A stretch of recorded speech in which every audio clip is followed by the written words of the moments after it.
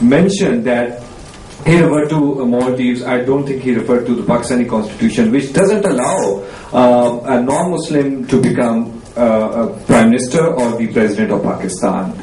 And in practical terms, all the important positions in Pakistan cannot be held by any non-Muslim. So we are talking about rights. We should be very well aware.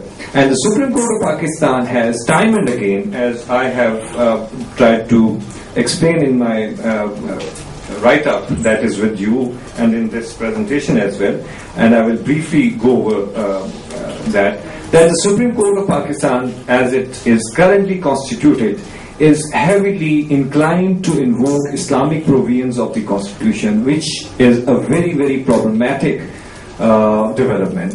In almost every case of public interest litigation involving constitutional or legislative matters, as well as matters of corruption or violation of rights, there is a very clear and long reference to Islamic provisions and Islamic injunctions, and so much so that even the so-called traditions, Islamic traditions, going back to the time of the Prophet Muhammad and his friends, have been quoted excessively.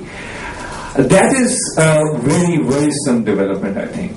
I think in Pakistan, if the doctrine of basic structure was adopted, it would be to the detriment of public interest, very, very seriously. But over the years, as Professor Matthew pointed out, that some of the procedural hurdles have been overcome, and some development has taken place on the substantive side as well. So the Supreme Court of Pakistan has taken notice of some of the important social issues. For example, the eunuchs didn't have, well, they had the right to be registered as a voter and be provided a national identity number, but they were not being given that right.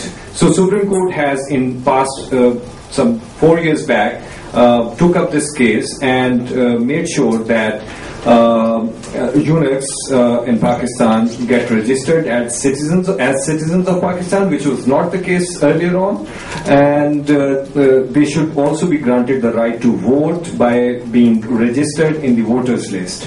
And this is something which Supreme Court of Pakistan has ensured.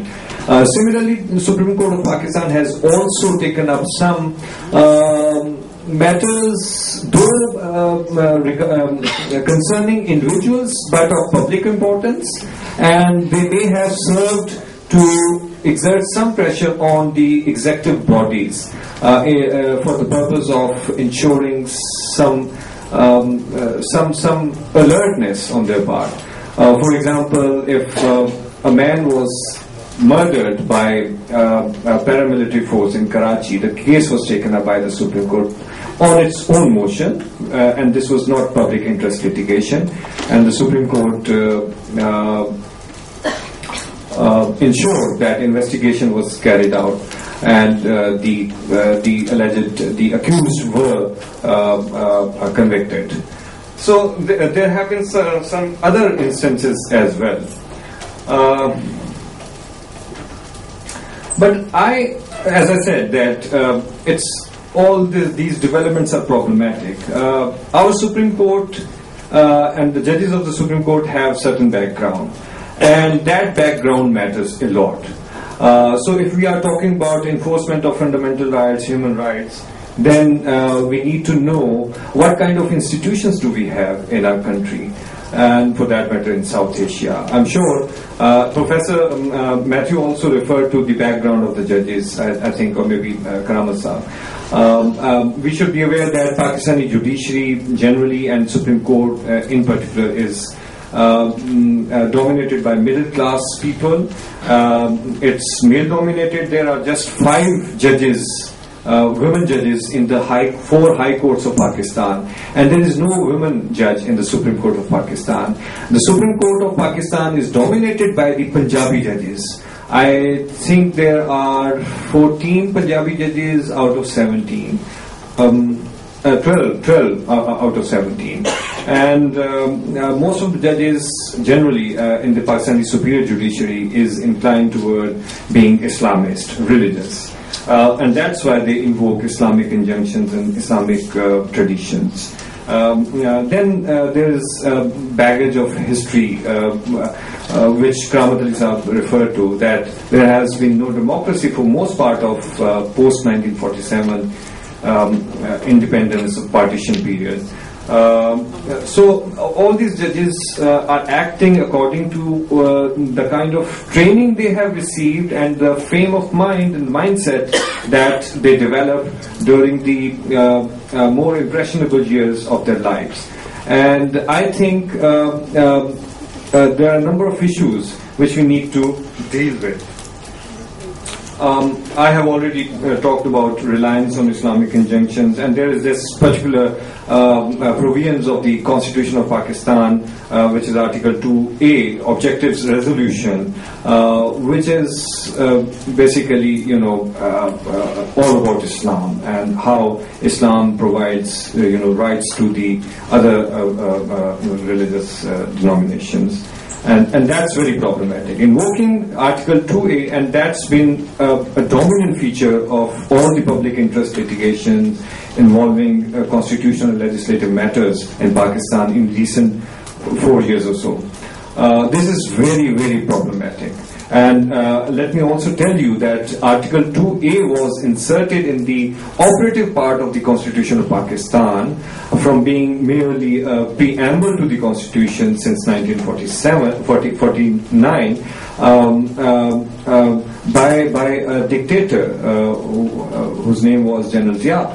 And this was never inserted by the parliament as such, but it was validated as a quid pro quo by the parliament, which was elected under the eyes of General Zia in 1985. I think we have already touched upon very briefly the issue of locus standi and how this has been extended. And I am concerned about the separation of powers issue. I think by exceeding its limits and the constitutional mandate, the superior courts in general and the Supreme Court of Pakistan in particular is actually causing more harm to the jurisprudence of public interest litigation and public interest in general, and the fundamental enforcement of fundamental rights in Pakistan. And I think they are also hampering the democratic process which started in 2008. We can talk about that perhaps at some other point of time.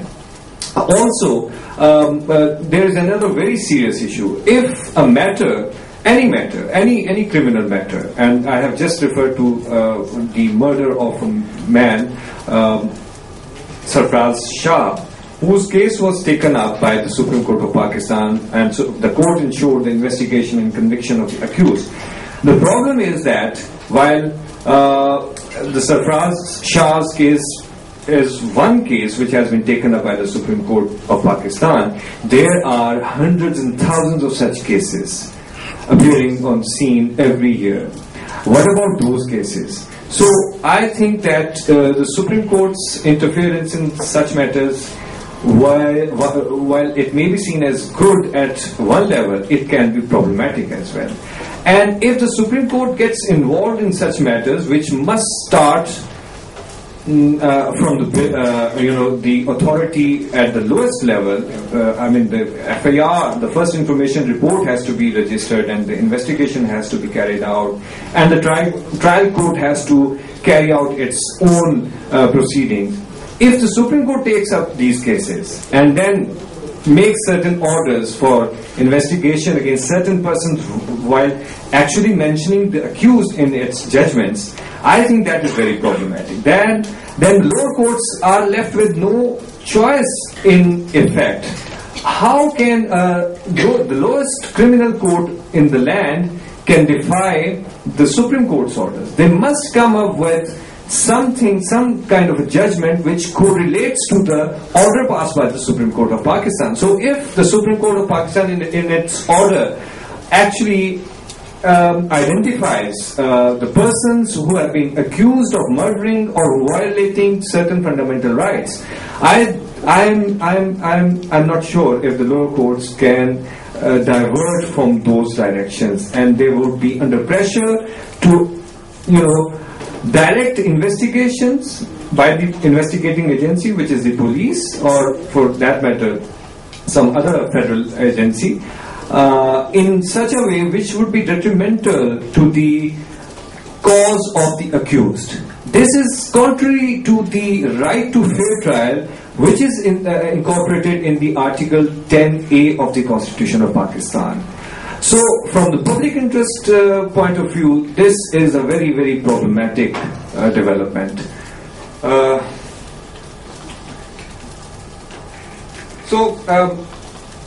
I want to raise this question. Can courts bring social change? What kind of public interest litigation do we want in South Asia?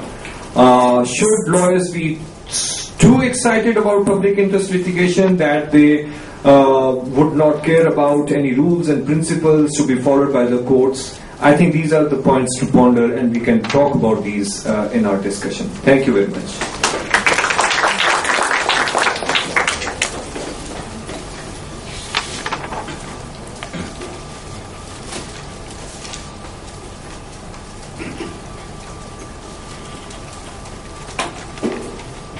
Thank you, Asad.